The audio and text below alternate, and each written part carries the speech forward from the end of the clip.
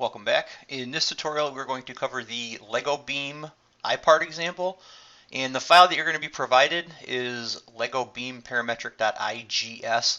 IGS files are generic CAD files that any solid modeling program can open. There will be no features. There will be no extrusions. It's going to be one solid body. So you'll get a dialog box that's going to look like this. And you just go ahead and click OK, and it's going to do its thing. And there is our example part that we're going to start off of. Now, there's also a file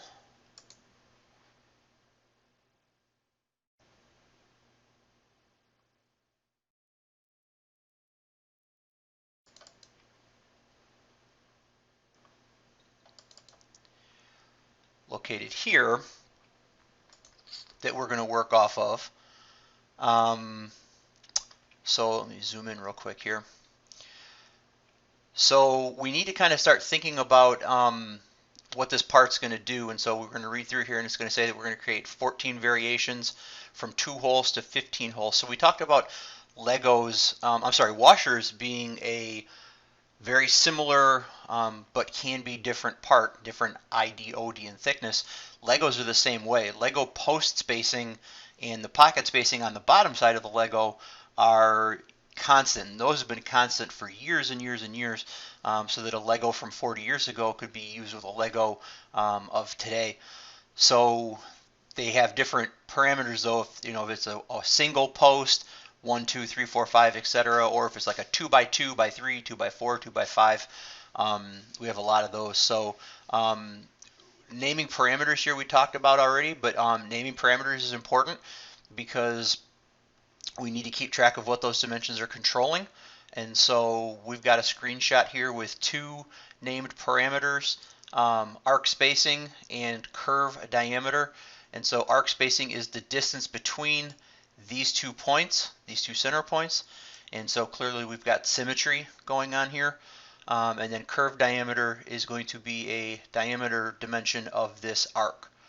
So we can go back to Inventor and start a new metric part. So in order to start a metric part, we go down to metric and then standard MM, and then we're going to sketch on the top, project our geometry, and then throw a couple of points down, symmetric constraint between the two, and our vertical projected. And then we are going to call this arc underscore SPC equals 8. And now we see that. We can also go to dimension display and click expression, and that will give us both the value and the expression that is driving it. So that gives us our parameter name here. So now we can go to a center to center slot, and this is going to be arc DIA equals, I forgot what the number is, so we'll go ahead and throw in 8 for now and pop back over, and curve diameter. Okay, so curve diameter is not listed, so we're going to go ahead, go into parameters, rename this curve diameter, and we're going to finish this sketch and then go back to our example part. So this is why I gave this IGES file, so you can do takeoffs of dimensions. So the diameter is 7.4. So we'll go ahead, come back in, change that to 7.4, and then now that we finished our sketch, we can extrude it to a height of 7.85 millimeters. Go ahead and close this, and we're going to extrude that symmetric.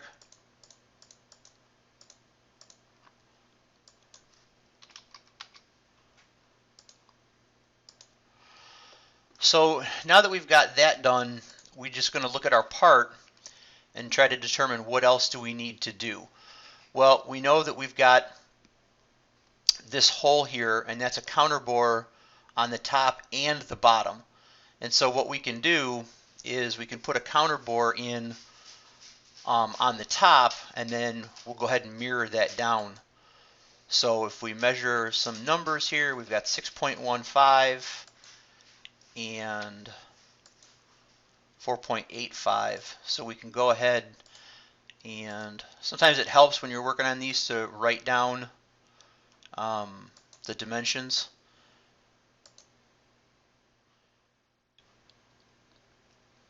We're going to go with a through all.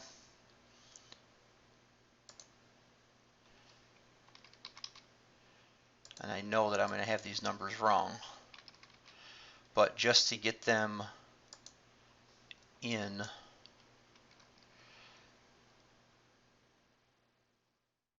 I know that's wrong, so let's make this 1.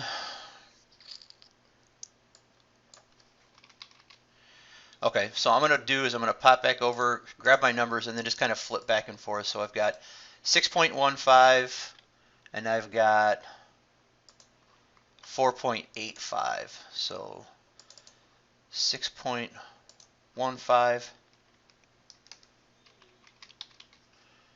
4.85. And I want to double check this real quick. And then I want to check the distance between those two. So the depth of that counterbore is 0.8. So we're going to go ahead and change that to 0.8. And now that that's done, since we made this extrusion symmetric, we can mirror that hole by our XZ plane. We get our preview down in the bottom, and we're going to hit OK.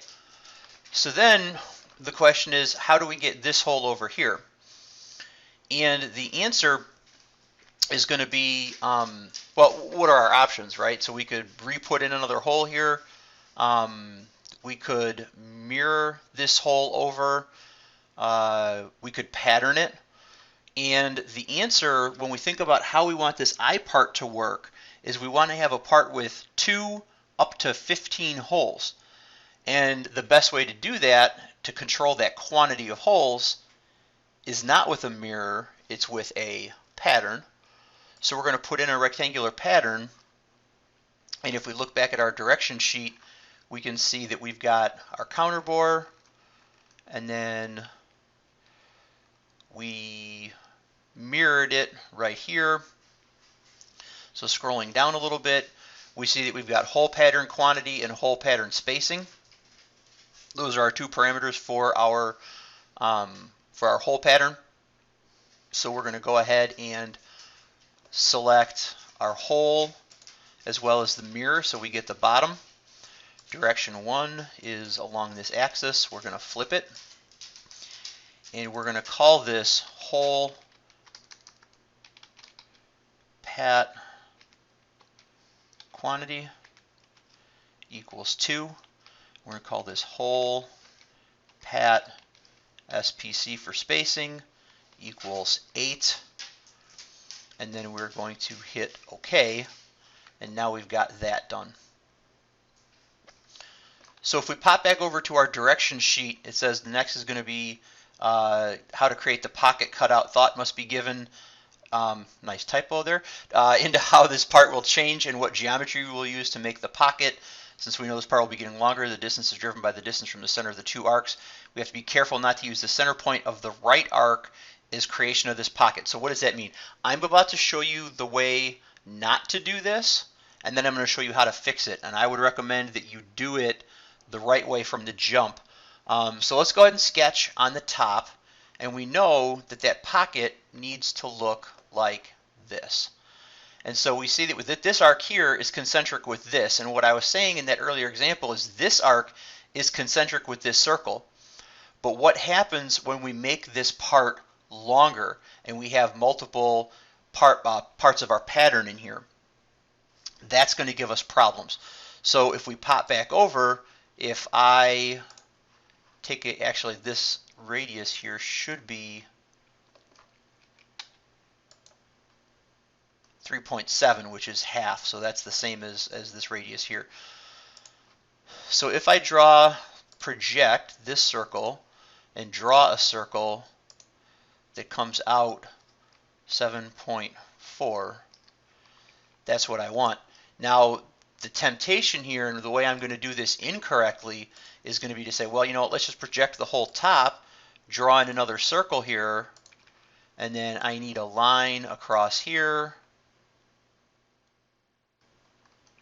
0-degree angle. So Inventor was making me snap to some weird angle, so I just tabbed over and changed that value.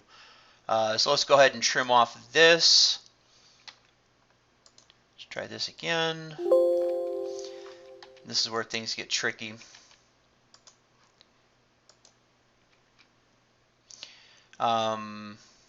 Interesting.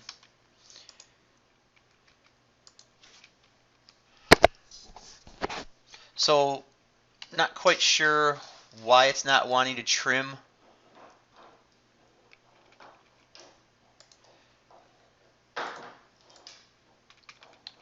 So it's got something to do with this coincident constraint. So let's go ahead and delete this and try this a different way. Let's put in the circle without a diameter, and then we'll extend the lines to the circle. Now we can trim it. So let's try that same thing on the other side. And this is not something that I planned on doing. It's just kind of some of those problems and hiccups that come up. And so I'm just trying to think of another way we can do it. Now if we say that this is 3.7, and then we're going to make an equal constraint between this and that, they'll both be the same. Now I believe this dimension is a millimeter, but let's go ahead and check the distance between this face and this edge. Okay, so it's a mil, so that's good. So now if we dimension that as, well, it's just going to give me all kinds of problems, isn't it?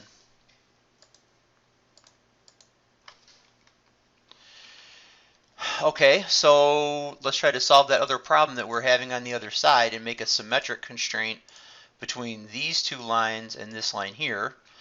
So don't ask me why that happened. I honestly have no idea. I just know that we ended up getting the result that we wanted, so that's good. We can finish sketch now, and at this point I would make sure to save. So we can measure our distance as 3.325 millimeters, and let's go ahead and extrude all four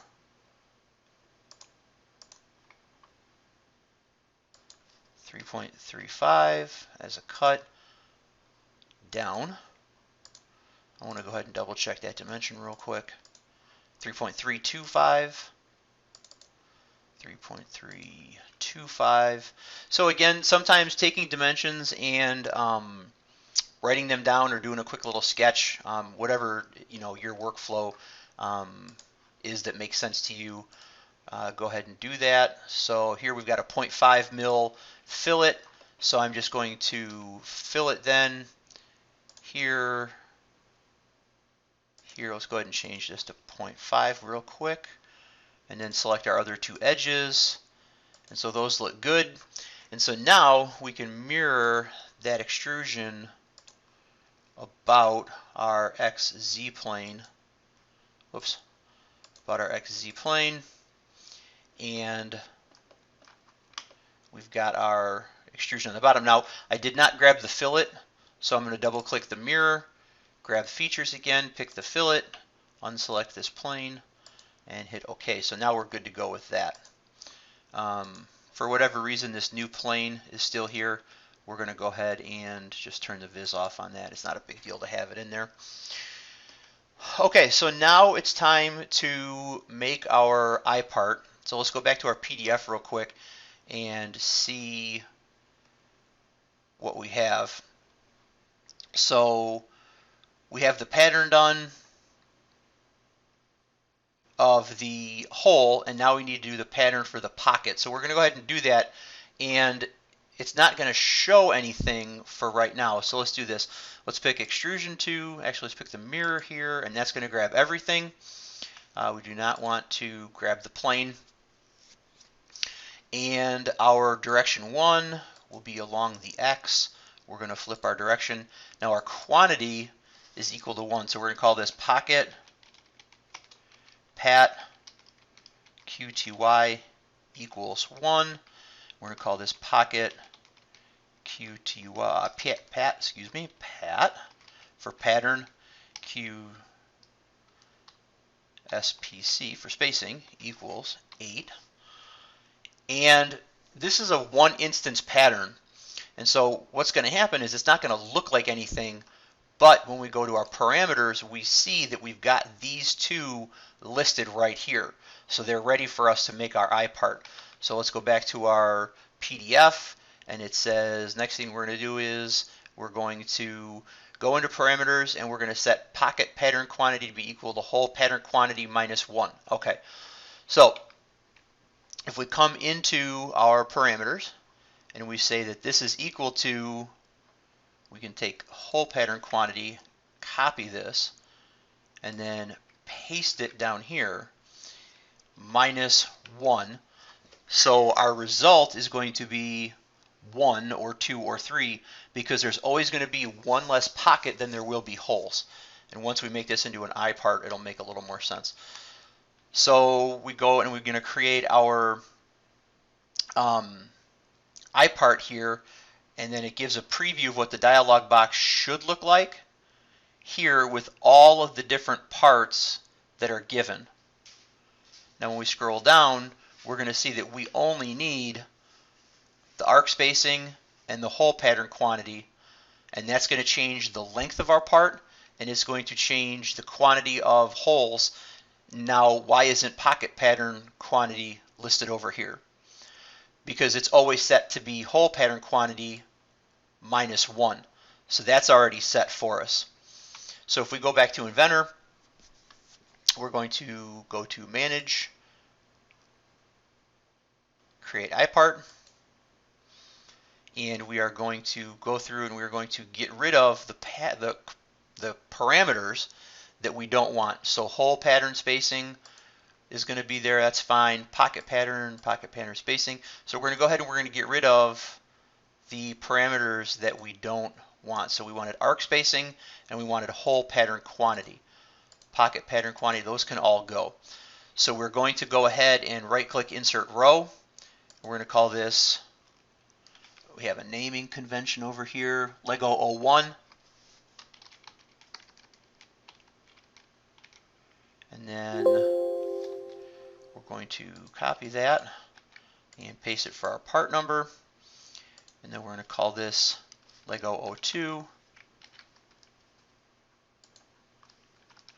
And we're going to change arc spacing to 16 and whole pattern quantity to 3. Got a little overzealous with my picking there. And then we're going to hit OK, and we're just going to make this one instance. And what we're going to do is we're going to come over and we're going to test this, and we're going to see what happens. There's no worse feeling than going through all the effort of making all of your family members just to realize that something bad happened. And I'm going to tell you right now, something bad is going to happen, and it's going to happen with this pocket.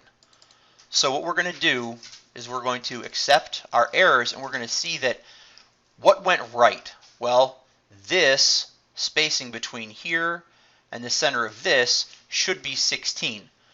Okay, which is good. What happened though is our sketch geometry for our pocket got completely wonky, and we knew it would, which is why I'm telling you not to do it the way I did it, but to do it the right way. And the right way is going to be to find that extrusion, go to our sketch, and then what I'm going to do is I'm going to draw a line from here independent of any other geometry. I'm going to delete this, and all of this.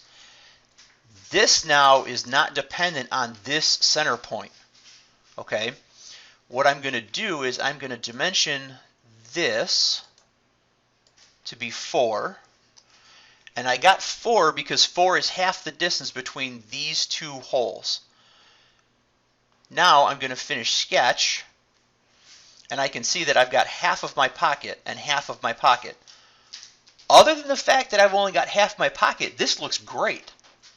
So what I'm going to do is roll back my part to before that mirror, and actually I don't have anything on the bottom now, which is good. I'm going to mirror this extrusion and this fillet about this face right here. Now that looks good. I'm going to save, and then what I would do is I'm going to check this mirror down here, and I'm going to see that it doesn't look right, because this mirror also needs this mirror here. So we can see what I'm picking. I'm picking the other half of that pocket. And now that looks good, except that this also needs mirror 3. And now we can see that that looks good. So I haven't saved this yet. Whoops, undo, redo. I haven't saved this yet, and I'm tempting fate. So I'm going to go ahead and just throw this on my desktop as a Lego. And turn the viz off on that work plane. Now, one of the other things that we can do is we can edit via a spreadsheet. And so if you have Excel on your computer, what it's going to do is it's going to create a Excel spreadsheet that is embedded into the part file. It's not going to be its own spreadsheet on your computer. So what we're going to do is we're going to go ahead and we're going to right-click our table, edit via spreadsheet, and it says the changes via spreadsheet will take effect after the process is closed. Okay? Something important to note. So what we're going to do is we are going to grab all this and we are going to drag it down until we get to Lego 15. And actually we don't need this last column, so we'll right-click delete that because we only have 15. So everything auto-populated, and it auto-updated based off of the pattern that Excel saw between 1 and 2, 1 and 2, 8, 16, 24. It knows that it's going to go up by an increment of 8. This went up by an increment of 1. So we're going to go ahead and we're going to save this, and we're going to close it. And now Inventor's going to do its thing, and it's making up all those instances. So now we should be able to double check each one to see that indeed this part works for each instance. So when I go to open your part, when I go to grade it, I'm literally just going to open it, and I'm going to check each one of these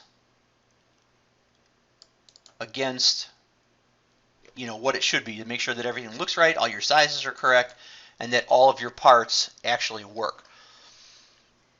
Thanks, and we'll see you in the next video.